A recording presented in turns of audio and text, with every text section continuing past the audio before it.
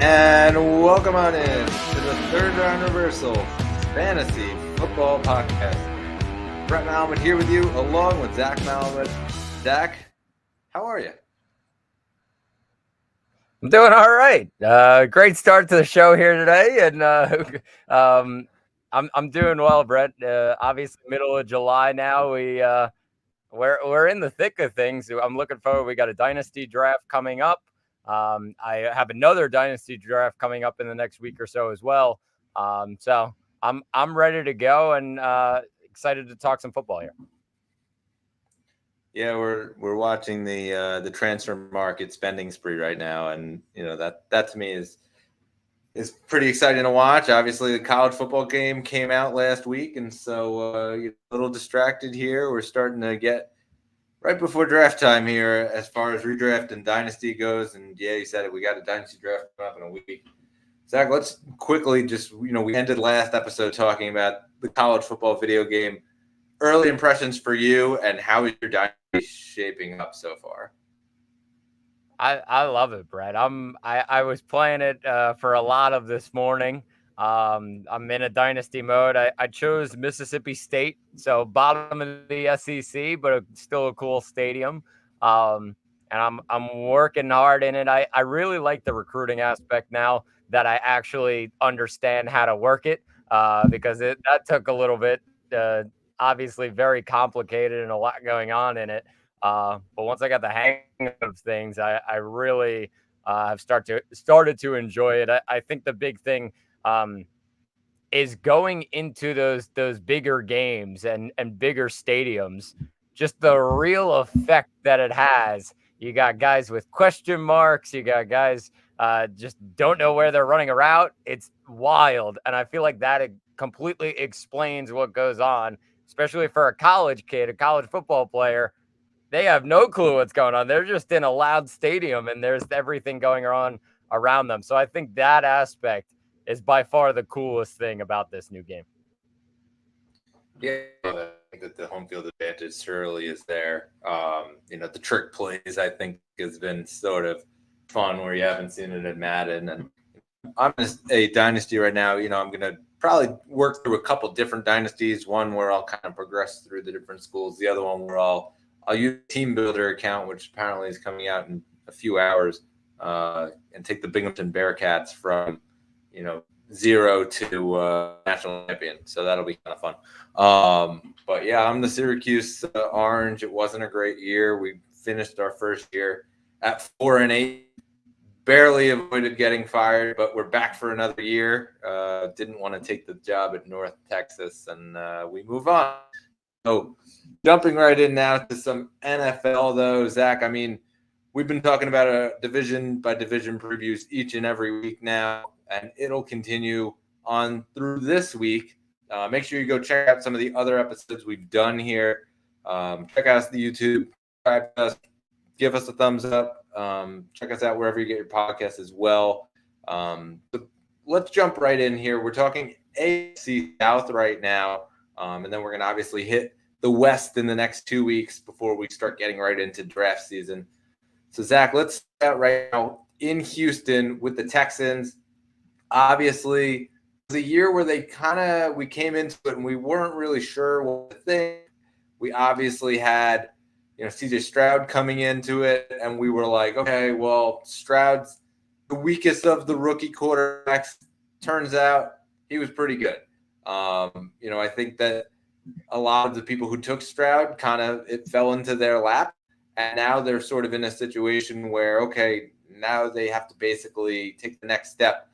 The next step for them was going out and trading for Stephon Diggs. Now they seem like they're kind of ready to roll. Obviously, go get Joe Mixon as well. Zach, what are your thoughts now on Houston this year from a fantasy standpoint? And if you are one of the owners of, say, a Stephon Diggs or a Joe Mixon, are you buying or are you selling? So I'll start off with the second question. I think if you are a Mixon or a Diggs owner right now, I would say for Diggs, you're probably selling. I think that's maybe where we're at, because I just don't think he's going to get to the peak level of Stephon Diggs, maybe for the rest of his career. I don't know. I think his value is pretty high right now, though. Obviously, 30 years old. It's kind of just in that range where maybe a slope is coming. I think he'll be okay. I don't think he'll be bad in Houston. However, I think his value as a dynasty wide receiver is kind of heading towards that downward slope where he's not going to get 100 catches in a season. He's not going to be the Stephon Diggs that we saw in his first couple of years in Buffalo, where he was just probably top 3 in the wide receiver rankings. I just don't think we're going to see that again from Stephon Diggs. So, I mean, there's an interesting one. You could say, all right, well, that could mean buying. I would say selling because I think he is the second weapon in my mind. I think Nico Collins is number 1 in Houston. And for that reason, I would probably sell Stephon Diggs right now, see what I can get for him. I think you could get some solid value. He's ranked inside the top 20 still at wide receiver, even with Collins next to him heading into. But I think the big thing now is you look at the running back position, and Joe Mixon, that's a guy that I'm probably buying right now, Brett. I think I want to buy Joe Mixon. I would say looking at the situation he's in, he was consistent all those years in Cincinnati. However, year after year, it felt like that somebody was right behind him and going to show up, and Chase Brown ended up showing up last year, and all of a sudden Joe Mixon's out the door, and they trade him down to Houston. I look at Joe Mixon, though, and there is nobody even close to him behind him. Yes, Dameon Pierce is there, but he didn't have really any impact on this offense last year. So I think it's Joe Mixon's backfield completely, and that leads me into the preview for these guys this season, the Texans. I'm looking at Mixon as a top 15 running back. I think he's a RB2 with very high upside to be an RB1, a low-end RB1 by the end of the year, just because I think he's going to get those touches. They're not going to rely on Stroud as much as they did last year, I don't think, if they have a solid running game. I think that's a big thing for the Texans this year, is to kind of take some of the pressure off of CJ Stroud and give the ball to Joe Mixon, let him do his magic like he's done year after year. I don't see Dameon Pierce really having an impact this year. Maybe as a handcuff if you want to grab him for Mixon, but even so, I feel like in those games that maybe Mixon misses one, I think they'll just rely on Stroud in the passing game to take them to the promised land. I don't think they'll rely on Dameon Pierce too much. So I'm kind of staying away from him this year. At the wide receiver room, I get a little worried, Brett, because there are 2 wide receivers. I think when we see 2 wide receivers, we say, all right, well, they can kind of complement each other. I feel like these guys are a little bit similar in their ways because they can both be possession guys. They could both be deep threats. I just kind of struggle to figure out which one is going to be the number 1, going to be the number 2. And first look, yeah, it's going to be Collins because he's the one that's been with Stroud for a season already. But it's hard to say that I would be staying away from these guys, but I might be. I think maybe if Collins fell into my lap, I'd say, all right, I don't think I want to get Diggs this year because I just think the value of some of the guys next to him who don't have a guy in front of them, I think that's going to be big for them, and I'd rather grab some of those guys. I mean, a guy like DJ Moore, yes, he has weapons around him, but he's the number 1, clearly, in this offense in Chicago. He's a guy that's right next to Stephon Diggs. So that's one guy that I'd really take over him. And then other than that, yes, you have Tank Dell there. That's more of a later round guy. However, he's been going as high as the 6th round. I think that's a little too high, especially for a guy coming off an injury. So I'd be a little bit worried about that. To finish things off, CJ Stroud, I mean, he is a top 10 quarterback easily. I would probably put him at the 6 or 7 range. You can kind of go every which way. I'd put Richardson at 5. We'll talk about him in a bit, but then Stroud right behind Richardson. I think they're kind of in the same area there with Joe Burrow lurking around as well. And then finally at tight end, Dalton Schultz is a tight end too. I'd look for him to have a real impact on a bye week, or just if you need a guy, he'll be a reliable target in this offense. Yeah, all really fair points. I think that, as far as let's start right out with the quarterback. I agree with you. I think that, you probably are putting Richardson ahead of CJ Stroud. Listen, I understand all the people that are very high on him right now, but for me, it kind of is the upside of Anthony Richardson versus obviously the big 3 quarterbacks, 4 if you want to include Lamar. Like, he's probably just after that that tier, and it really just comes down to the rushing side and the amount of touchdowns that I think Anthony Richardson will score this year. But yeah, he's right in there in that second wave of guys. Can't really fault you for taking him there. Jumping over to Joe Mixon, yeah, a lot of hype. I agree with you as far as the buy and the sell question that I asked earlier. Like, I'm buying Joe Mixon. I think that that's one of the opportunities that you have as a contender to go out and give up, even your late first round pick for a proven guy. I'd rather have Joe Mixon go this year than, say, a Jonathan Brooks, who some of those contenders might be targeting, at the back end of the first round. I'd rather have Joe Mixon going this year. So, that's sort of the comparison that I would make there. As far as the draft goes, though, like, I'm seeing that he's going round 2, round 3. That's fair value. I think that, to be able to get him in a spot there, especially if you're one of those teams who picked at the beginning of the draft, and it's almost like that wraparound. You have that 2-3 wrap back to the top. Like, you probably can target Joe Mixon at one of those spots and feel comfortable, especially if you missed out on, say, a Christian McCaffrey. That's a guy that you could potentially target there. Not saying to any of my league mates that that's what I'm doing, but it is a guy that I will have on my mind that I picked 2nd overall in our draft in a little over a month. But as far as the receivers go, I totally agree with you. I think that it's not that they're bad players. I think that they're just sort of going to step on each other's toes as far as the fantasy production goes. And so right now they're going in round 3, round 4 split, kind of neck and neck right there with each other.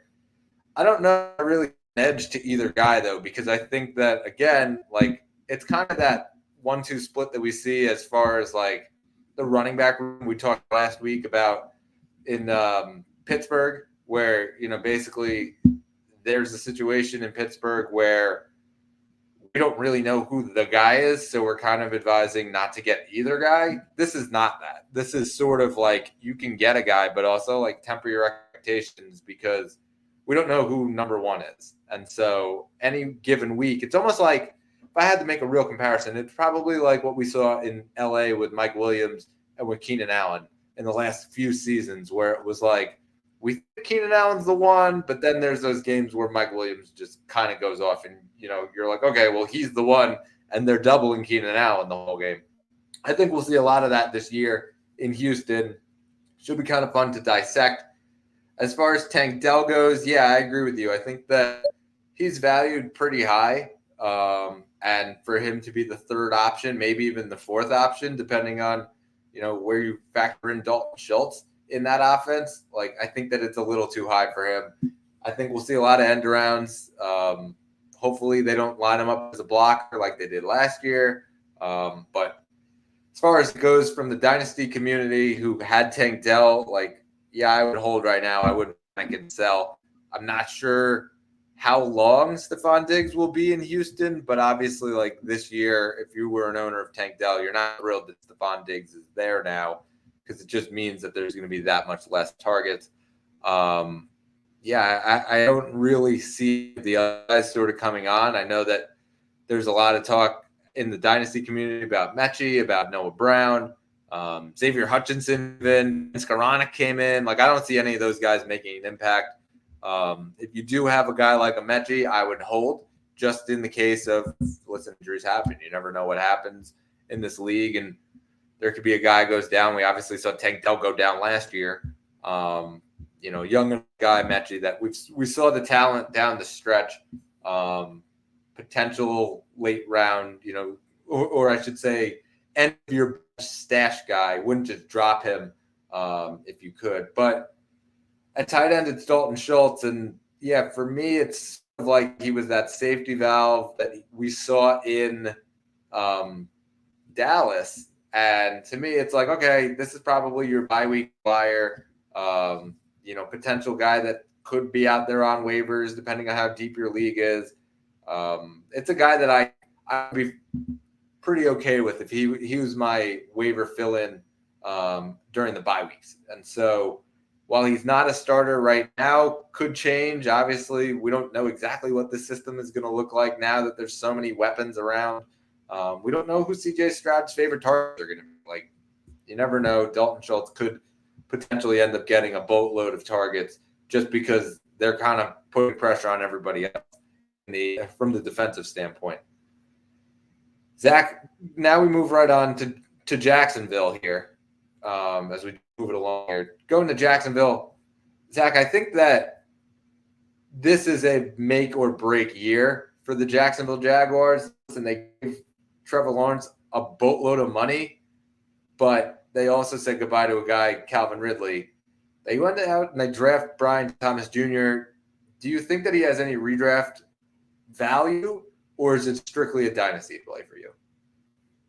Yeah, I mean, he's more of a dynasty play for this year for me. I mean, yes, you can he's one of those guys that you take a flyer on as the season goes on and maybe in those later rounds. But I do think with how many weapons that they have around him now, it just kind of takes his redraft value a little bit away. Of course, I mean, the top one I look at is Gabe Davis. And Brett, you and I, we love us some Gabe Davis when he's not in Buffalo. So we got to kind of see what the deal is going to be in Jacksonville. Obviously changes the system, changes everything about it. Maybe he gets more involved and not a 45 catch season with just a bunch of deep balls and 5 touchdowns.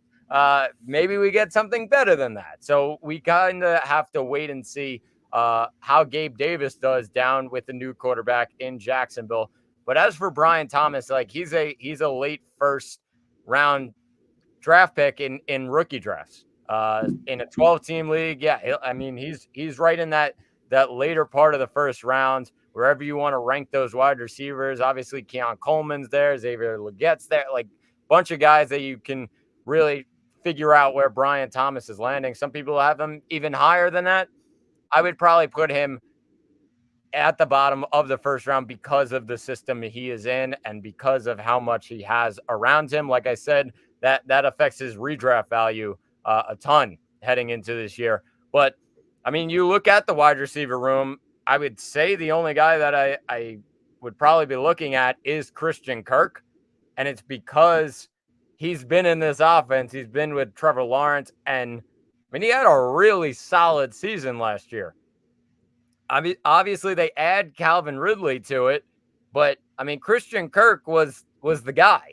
He's the possession wide receiver, the not safety valve, but the safety valve of the wide receivers. He really stepped up and was Trevor Lawrence's number one ahead of Ridley all season long.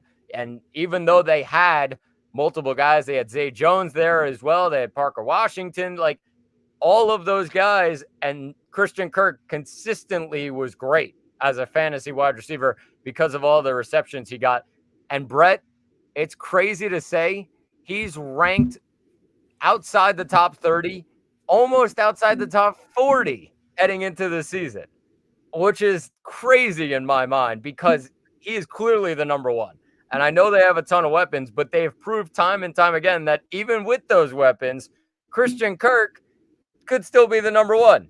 And if you get him, he's ranked 84th in overall right now in all of fantasy, like in PPR. Like, that's great. 9th round. Thank you very much. I'll take him any day of the week. I feel like that's just a real guy to look at, especially where he's ranked, for being the number one. Like, he's going to be the number one guy.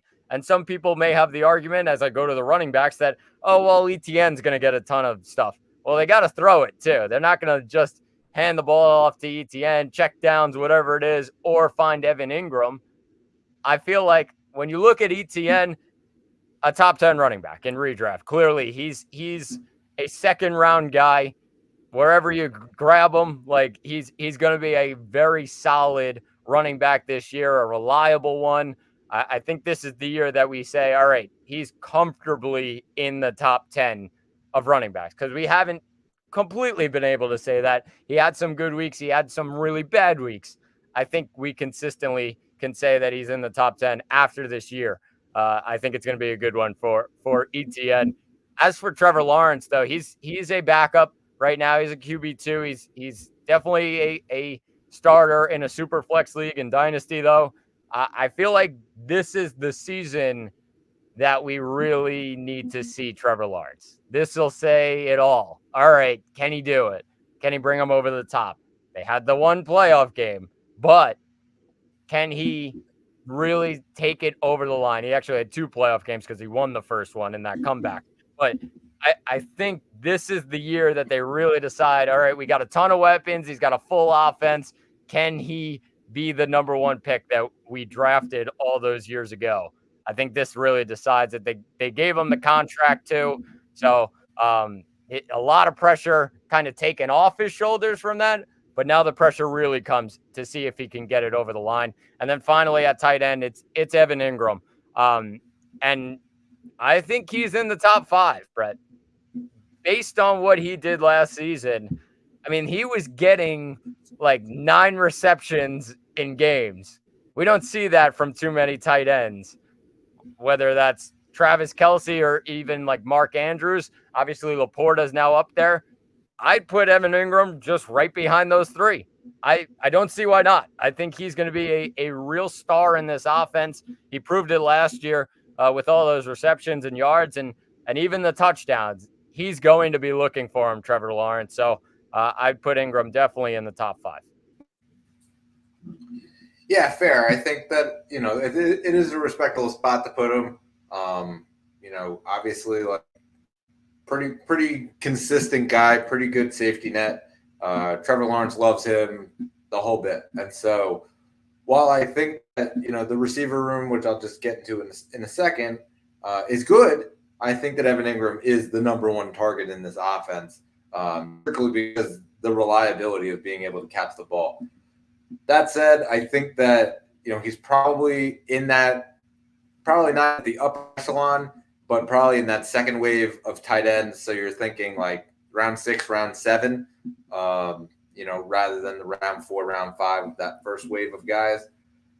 That said, let's go right into the receiver room, which I think is pretty hit or miss for me. I think Christian Kirk, yes, good, reliable, and Trevor Lawrence, yes, you said it, like he'll have to throw the ball. And so Christian Kirk is a guy that he knows. Obviously Brian Thomas and Gabe Davis, he does not know.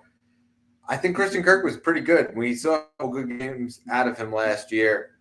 He's going right now in like round 7, round 8. I think that's a pretty good value for a number 1 receiver. Like, I don't know why he dropped so far. Trevor Lawrence is still a pretty good quarterback. I don't know the knocks on him. Obviously, money talks, and so the Jaguars think that he's a pretty good quarterback also. But yeah, I don't really understand the value, why it dipped so much on Christian Kirk. It is a guy that you could potentially go out and get in Dynasty right now because I think that his value dipped there as well. Brian Thomas, listen, hype is real right now in the Dynasty community. He's going at the back half of the first round in a lot of leagues, even top half of the second round, depending on what your league thinks about the Ladd McConkeys and Keon Coleman's of the world. That said, I think the talent is there. I think that I'm going to be a little more patient as far as the redraft goes, and so you're probably factoring him in like round 10, round 11, kind of like where we saw Jordan Addison go last year, where he's not like that upper echelon elite guy.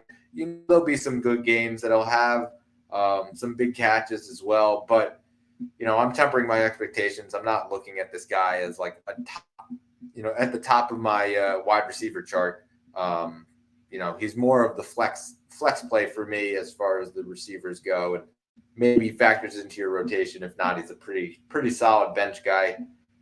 Gabe Davis, we talked about him pretty much every week during the season, where it was like, where did he go? And the Buffalo Bills pretty much did the same thing, got rid of him. I think that this is no more than a late round flyer for me. End of the bench. I won't be taking him this year. I can't fault people who take him, but until he proves to me that it can be a consistent outing each and every week, I'm not going to put that kind of a pressure on my team. So, I'm staying away from him.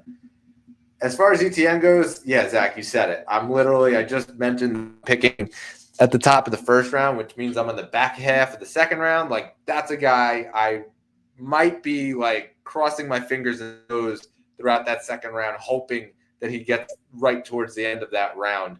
I don't think it'll happen, but stranger things occurred in our league. And so, yeah, I think that the workload, yes, obviously, like, it's not going to be every single down goes to Travis Etienne and they have to pass the ball. But I think the one thing we've seen a lot of in the last couple of weeks is a lot of talk about Tank Bigsby and how Tank Bigsby's got to get the ball more, and he's going to get the ball more, and he's going to factor more in the offense. I don't believe any of it. I don't. I think it's the biggest smoke screen that's out there right now in fantasy. Listen, we're in a dynasty league. Tank Bigsby's out there. Like, he's out there as a waiver guy who's eligible to be drafted or waiver drafted in a couple weeks. Like, I'm sure somebody will take Tank, but I think as far as the Etienne thing goes, like, he's going to be the guy. And I don't know that Tank really has any factor in that. I don't know that Dearn Johnson has any factor in that either. And so, yeah, sky's the limit. And if Etienne is there at the back half of the second round, you can be sure that he'll be on my team. But I don't know why he would be. That said, Trevor Lawrence, I don't know that he's on the redraft factor for me unless he's a backup. And you're not really looking at him until towards the back half of the draft. That said, I think from the dynasty community, like, the validation of, like, you took this top end talent at the top end rookie draft and it didn't pan out at first, and then all of a sudden, like, they pay him and you're like, okay, here we go, exhale. I think that was sort of the moment that a lot of these Trevor Lawrence owners needed, where he didn't exactly factor in as a QB1. It was only a few weeks he would have factored in as your QB1. Solid super flex option, obviously, but yeah, for me, I'm still being patient with Trevor Lawrence. I'm not out, I'm not selling him. This could be a little bit of a down year just based on the weapons and the system, but again, I'm not shying away from the talent. The talent's there. Yeah, 100%, Brett. And looking at Lawrence, obviously with those question marks heading into the year, I think, yes, you get the validation from the contract, but you're also like, all right, well, he did get the contract, but there's still the little question mark. I am one of those people that I'm going to believe in Trevor Lawrence. I think he's a really solid quarterback. Some people have just been down on him in terms of fantasy football. I don't blame those people. It's just not great production. It hasn't been each and every year from Lawrence. There's been a couple good and a couple bad. I think when you look at Lawrence, though, that down the road, it's going to get a lot easier. And obviously all those weapons and the offense that's built around him, I mean, they're rolling with him, especially with that contract extension. There is a big time exhale from Lawrence owners, definitely. All right, so let's jump right into our next team here, the Indianapolis Colts. Zach, this has got to be my favorite team to talk about this year. I mean, listen, I have multiple guys on my dynasty team, Taylor, Anthony Richardson connection. You know, a lot of young pieces that they have on their team as well. They pay Michael Pittman. Josh Downs is there. They go out and they draft A.D. Mitchell. Alec Pierce is still back. They still don't really have a tight end, but I don't know if that really matters as far as the running game, the option game that I think that this team is going to play a lot of. Just what are your thoughts overall on the Colts? And then what are your thoughts as far as, you know, how does a guy like A.D. Mitchell factor in as far as the dynasty aspect? Yeah, Brett, I mean, I talked about it a little bit last week towards the end, and I said when you look at the Indianapolis Colts, you kind of and you look at the offense that they've built around Richardson. As a Richardson owner, all you do is just you sit there and smile. They have done everything for this guy, and it may not have all just been for Anthony Richardson. It just their offense as a whole looks fantastic right now. I talked about so many tight ends. Obviously, there's none on the radar, but they have like 5 different ones that he can use as safety valves. So really helping a young quarterback out. But we'll start off with Richardson. I put him at 5 in the redraft rankings. I put him ahead of Stroud and then Burrow right behind Stroud. But I think he's just behind Mahomes in that top 5 of quarterbacks in redraft. And you could say, yeah, it's because of the rushing. Yeah, that's exactly why. He's a running quarterback. I think he's going to get a lot of opportunity this year. It's just about staying healthy. Obviously, that was the struggle last year. If he wasn't injured, I think it could have been an all-time year on the rate that he was at. He was at a rapid pace to do some crazy things in terms of rushing. So I think looking at that's a huge question coming into this year. Can he stay healthy? But also a big boost that, if he is healthy, it's going to be lights out. And he's going to be a really solid quarterback 1 in redraft this year. I look at then running back. He's got the guy right next to him in JT, Jonathan Taylor. Another guy who's in the top 10 at overall. He's definitely in the first round. Some people may rank him just towards the lower end. I would probably put him in the middle of those wide receivers that are all going, whether it's CeeDee Lamb and Tyreek Hill, Jamar Chase is there.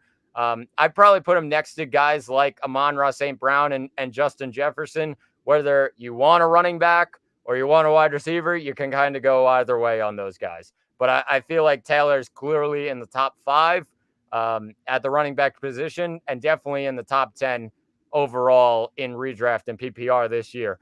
I think that's a guy that you kind of just get excited to have on your team because of what he could do. And there's just nobody even around him in terms of the running game. It's just all Jonathan Taylor. And yes, you sometimes have to worry that, okay, maybe a quarterback takes it all away from him or some of those rushing opportunities. I don't think you have to worry about that too much because there's nobody behind Taylor, and it's not like anybody's taking touches from him besides Anthony Richardson. I think there's a lot of confidence heading into this year having Taylor on your roster. And finally, let's go to the wide receiver room where Michael Pittman is in the top 15. We talked about it a couple of weeks ago, Brett. We kind of said like a Drake London is in that top 15, maybe a wide receiver 1, maybe a high-end wide receiver 2. Mike Evans is around there. However, I think Pittman, especially along with Evans, are the level above those guys. Marvin Harrison's in there as well. A level above those guys, and you say, all right, he's a low-end wide receiver 1. Clearly. There's no doubt about it. And I think Pittman's going to have a really solid year. Obviously, gets the money and everything, and he's back and he's ready to go. That's huge for Indianapolis to have him back on their roster. Obviously, it was a big question mark if he was going to come back. he's there. He's ready to go. It's going to be a rock solid year for him. I look at anybody behind him. I would probably say the two guys to look at are A.D. Mitchell and Josh Downs. Some people may throw Alec Pierce in there. I think he's kind of the level below a more of a flyer. Whereas the other two guys, I think Josh Downs is clearly the number 2, and he's a great possession guy that can also go deep. I think he's just a solid option, whereas that I'd probably put more on my bench to rely on. I think that's where he belongs, and maybe you put him in during a bye week, or if a guy goes down, he's more of that kind of option rather than a solidified flex play. And A.D. Mitchell, Brett, you look at it in Dynasty, probably a second rounder in rookie drafts. I'm excited to see how he does in the red zone, because that's where he's big time. He's gotten so many big touchdowns in big games, and that's the big hype around him. There's some question marks on effort or maybe drops. Like, there's a lot of things there, but he can come down with the ball when you need him to in the red zone. He grabs a ton of touchdowns. He's done it throughout college, big touchdowns. And I think that's a guy who maybe you take a flyer on. He's going to get into the end zone. He definitely will. Richardson will be looking for him in the red zone. And that's why I would maybe take a little shot, a late round flyer on A.D. Mitchell, especially in redraft. Yeah, I totally agree on the A.D. Mitchell thing. I think that the red zone opportunities are going to come his way, which is why I agree with you. I'm putting him over Downs this year as far as rankings go. Zach, I honestly believe that this entire team really comes down to the Atlanta Falcons taking Michael Penix, because the Atlanta Falcons took Penix. Brock Bowers went 2 picks before them, and the Las Vegas Raiders were very highly rumored to be going after Michael Penix potentially. I think that would have slid Brock Bowers down to 15. I think the Colts would have taken him there. Had he been available, they would have plugged him right in to their offense. So as far as the tight ends go, it's obviously a wash, and Mo Alley Cox is there. Will Mallory is there again. You're not really going to see – you'll see the occasional touchdown out of the tight end. For me, it's really the receivers and the running game that's going to get this thing moving. As I mentioned, I have Richardson. I have Taylor on my Dynasty team. And I can just say cautious optimism is my feeling right now. I'm a little scared seeing Anthony Richardson ranked so high in these quarterback rankings, because we really haven't seen anything out of him. I mean, we saw little flashes, but then he got hurt pretty early in the season, done for the year. And so, I kind of was a little confused. I understand why he's up there, but I'm still a little confused why I'm seeing him getting picked over guys like Jalen Hurts, guys like Patrick Mahomes, guys like Lamar Jackson. It's confusing to me, because I feel like those quarterbacks have already achieved, and people are drafting Anthony Richardson based on that he could potentially get to that level, whereas those guys are already at that level. So for me, I'm actually downgrading him from where he is right now to just outside of those guys. He's still a top 5 quarterback for me, but I'm just a little confused why I'm seeing him picked as like quarterback 2 in a lot of these drafts. I've seen him picked as quarterback 1 in some drafts. Like, I don't understand it. Listen, I'm happy he's on my team. He's one of my guys, and it was last year when we were talking about, like, we were picking Bryce Young over him in Dynasty, and still, that can hold true based off of, as far as the injury concerns go and the running style. Like, we don't really know. But for right now, I'm in the right. But for me, I don't know that I will have Richardson on my team. Again, like, I always go after the early quarterback. It won't be Richardson for me unless a few teams draft a quarterback ahead of me. And I'm sort of trying to get that next guy. It doesn't really happen often in the draft. that I'm in, that happens. I'm usually the first or second team to grab a quarterback, like that league that you and I are. Like, I'm always the first, second team. Like, it won't be Anthony Richardson for me. Better options on the board. As far as the Jonathan Taylor show goes, this is where I really, really am truly excited about this season's prospects. Jonathan Taylor, his biggest obstacle was Zach Moss, and Zach Moss isn't there anymore. And so for me, it's full go Jonathan Taylor. I think that, yes, there will be some times where Anthony Richardson scores a touchdown in the red zone. For me, that's okay. You know, the occasional Anthony Richardson touchdown, obviously taking my dynasty team out of it, where I'll gladly take the points from either one of them. Like, Jonathan Taylor's standalone value, I still think if you're at the back end of the first round and Jonathan Taylor slips to 8 to 9 to 10, even 11, depending on how highly your league is rating these wide receivers that are coming off the board this year, like, I'd be thrilled to have Jonathan Taylor fall to me at the back end of the first round.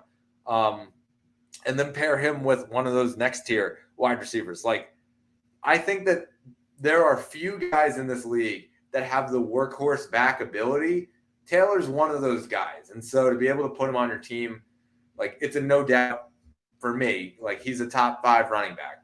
Just plain and simple. Obviously, you got McCaffrey, you got Brees, you got Bijan. Taylor's next for me. I don't know that I put Saquon over him or Gibbs. Like, I'm seeing a lot of Gibbs over Taylor. Like, I don't buy that. For me, it's Taylor. No competition behind him, and so he's going to get the workload. As far as the receivers go, you mentioned Michael Pittman. It's a guy that we were very low on last year. Now I feel like we're going to be a little higher than a lot of people. I'm taking him with my second-round pick. Like, if he's there, that's a pick. I think that this is going to be a really big year for him. They obviously factored in to his contract when they went out and they paid him, brought him back. We've seen him flipped in our leagues, and you know, for good reason. Like, people are excited about this guy.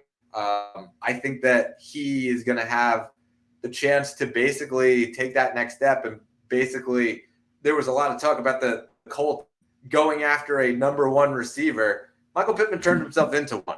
And so I think that this year he proved that he can be a number 1 receiver in the league and, you know, earn that contract that he just made. As far as Downs and Mitchell go, yeah, I just mentioned at the end, like, to me, I think they're late round flyers, but for me, I'm taking Mitchell over Downs strictly from the touchdown equity as far as that goes. Yeah, 100% agree on all fronts, bro. All right, so let's jump right into Tennessee, Zach, the final team that we have here. And it was an interesting season for the Tennessee Titans. Obviously, Ryan Tannehill turns over to Will Levis as the quarterback. Levis comes in, looked pretty good to start. I mean, you know, obviously, like, a lot of people took him in the back end of the first round in Dynasty, and he looked pretty good. They go out, they surround him with some weapons. Obviously, they brought in D-Hop last year. Then they go out and they get Calvin Ridley. They bring in Tyler Boyd. They bring in Tony Pollard to sit alongside their existing guys, Treylon Burks, Tajay Spears, etc. Zach, what is your thought here as far as the redraft standpoint for some of these guys, like Pollard, who have downgraded a bunch? Like Ridley, is he going to be a number 1? And then obviously, what is the dynasty outlook for you, Will Levis? Yeah, Brett, it's kind of you kind of get the pros and cons of what they did this offseason, Tennessee. So what I've seen is, okay, the pros are you get a ton of weapons, you got a lot of reliable guys, guys with a ton of experience in the NFL to come in and surround Will Levis and be right there for him as he develops it into a quarterback in the NFL. And then there's the cons where I feel like the amount of doubt that has been placed on this Tennessee Titans team, especially in the fantasy community, I think is crazy, Brett. I mean, there's people who said, all right, well, Tennessee is just going to be one of the worst offenses in the league. like, yeah, not going to be reliable. A lot of the guys that they have on their team now, probably going to stay away from them. And I'm not saying that everybody is going to be perfect in this Tennessee offense, but there are some guys where you look at it and say, yeah, they're going to be pretty solid this year. They're going to have a solid season, especially over some of the other offenses that we look at. I mean, Denver, for example, Vegas, we don't know the questions that are going on. Whereas Tennessee, I look at their roster and I say, all right, there's a lot of really good pieces there that can help Will Levis out, but people are doubting them. So that's okay. I think their guys are ranked lower in the end from it. And it's definitely value plays heading into redraft and even in the Dynasty world. There's a lot of movement going around, a lot of buy lows. Like there's a lot of good things that can come from that. I'll start off in the wide receiver room because that's where I feel like they really added the most when they brought in Calvin Ridley to, in my mind, be probably the 1A, 1B with DeAndre Hopkins. I would say that Calvin Ridley's probably the 1A because of, number one, age, number two, ability to get downfield. And I know Will Levis, the big thing is arm strength, Brett. And I think he can find a guy like Calvin Ridley deep downfield multiple times throughout the game, plus also rely on him to be that speedy wide receiver that he's kind of been lacking in Tennessee for the early starts, a reliable number one who can also be a deep threat. Whereas Hopkins is the possession guy. And I feel like Hopkins can have a really solid year. I really think he can take a ranking in the mid 30s and make it, all right, maybe in the mid 20s. That's where I feel like a guy like Hopkins can end up finishing because of the possession ability. I think he's going to get a lot of receptions. I think he's going to be the reliable target or the possession target for Will Levis, whereas Ridley's going to get more fantasy points because of his ability to go deep. I think that's how you kind of separate those two guys. Tyler Boyd is not really on my radar unless one of those guys goes down and you say, all right, well, Tyler Boyd is the number two option. Let me take a shot on him 1 week or a couple weeks and really figure things out there. That's the only way I would put Boyd on my roster. Some people may just throw him on the bench for a while. But I look then at the running back position where they add Tony Pollard to Tajay Spears, who was already there. And yes, the era after Derrick Henry, I would say Tajay Spears is the number one and Tony Pollard's the number two, but I think it's another 1A, 1B.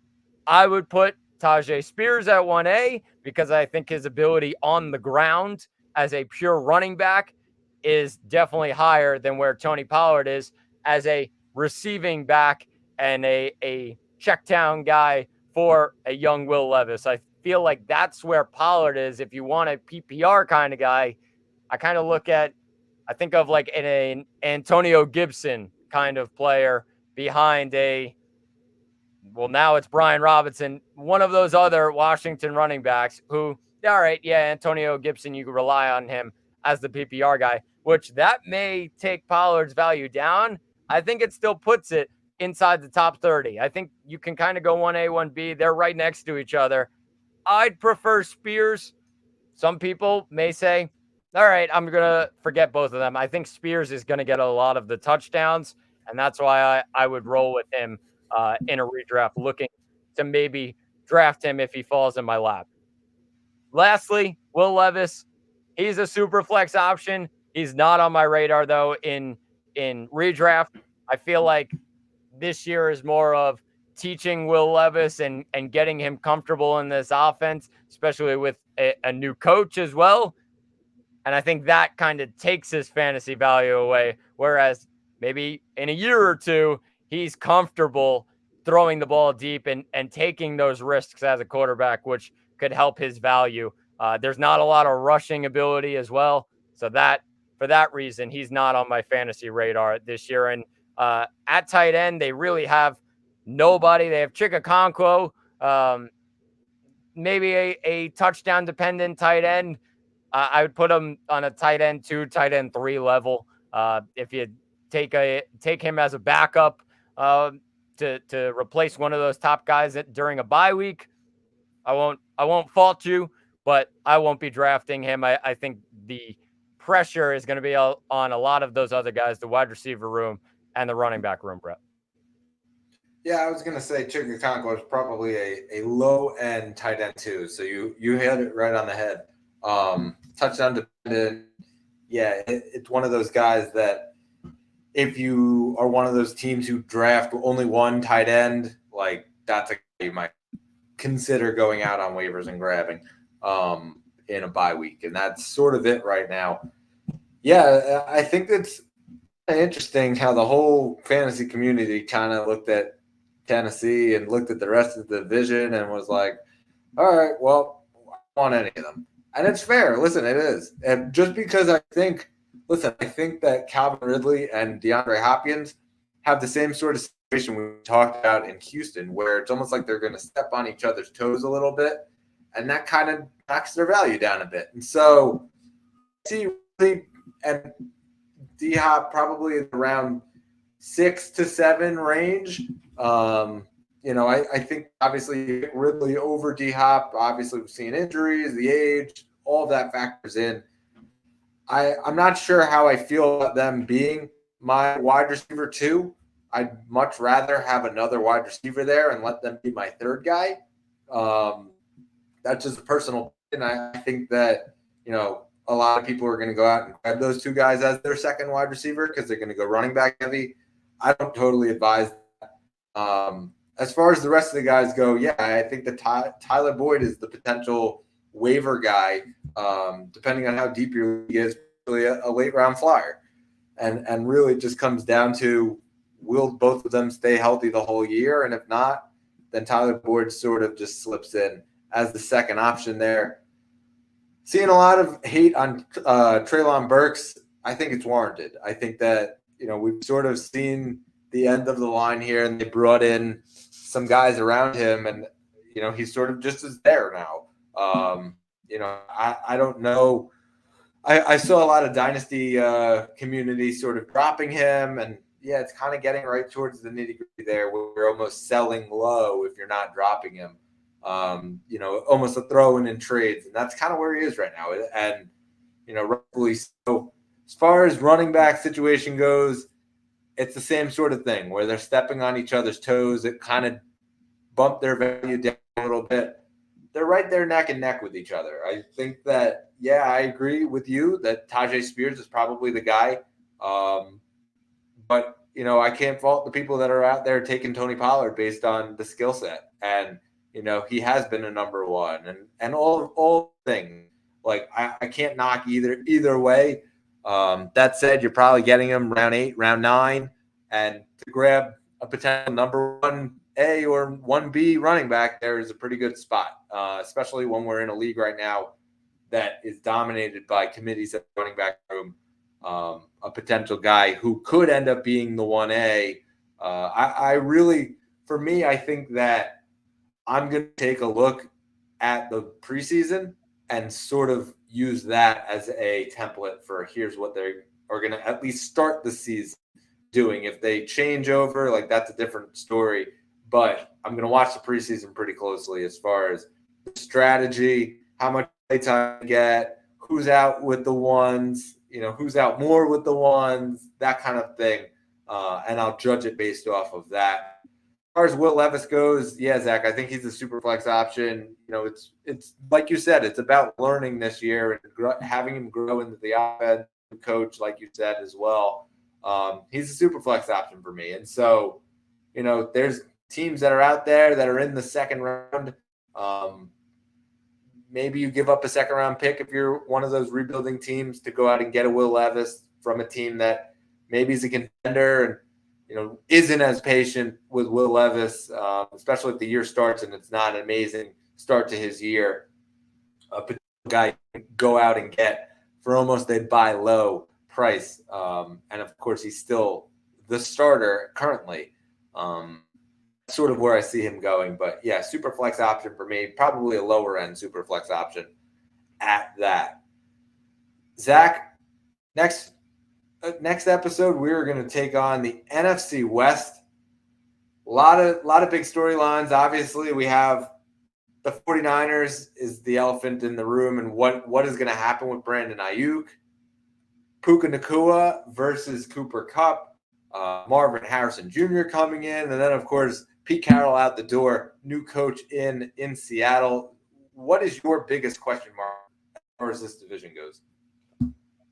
I mean, I can go a couple of different ways here, Brett. I'm going to stick with a team that's kind of just, they slip under the radar sometimes in my mind. And I don't think it's always fair to do that in the fantasy community.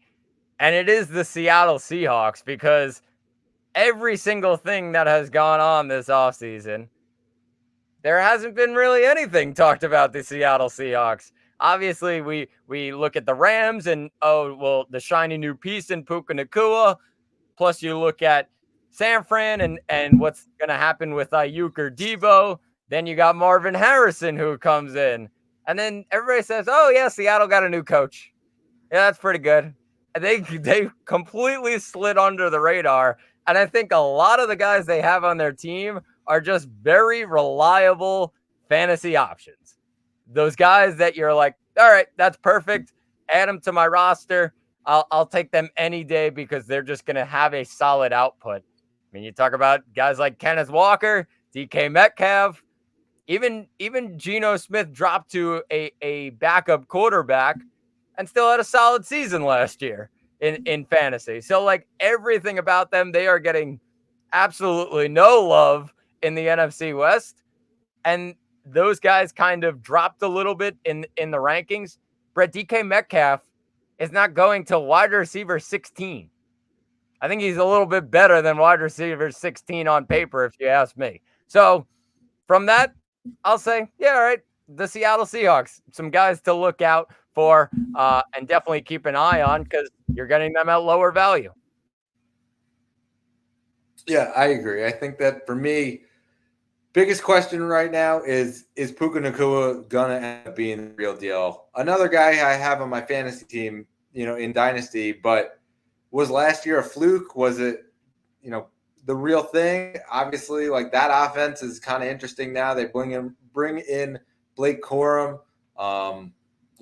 They bring in Jimmy Garoppolo as well. Does Matt Stafford still have it? Like, I just think that the most question marks really for me point at LA more than the rest of the team. I think we'll see, Trey McBride and Marvin get theirs. I think that DK, like you said, like, he's flying under the radar. I think he'll be okay.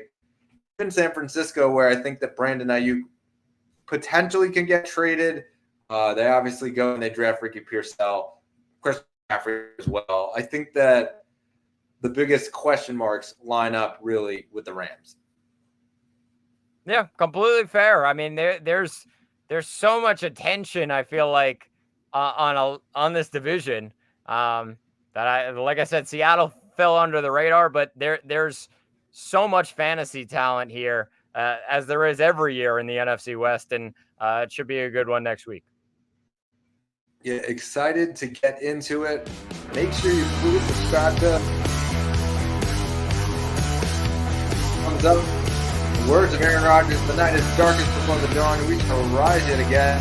For Zach Malvin, I'm Brett Malvin. This has been the Third Round Reversal Fantasy Football Podcast. Got you on the next one.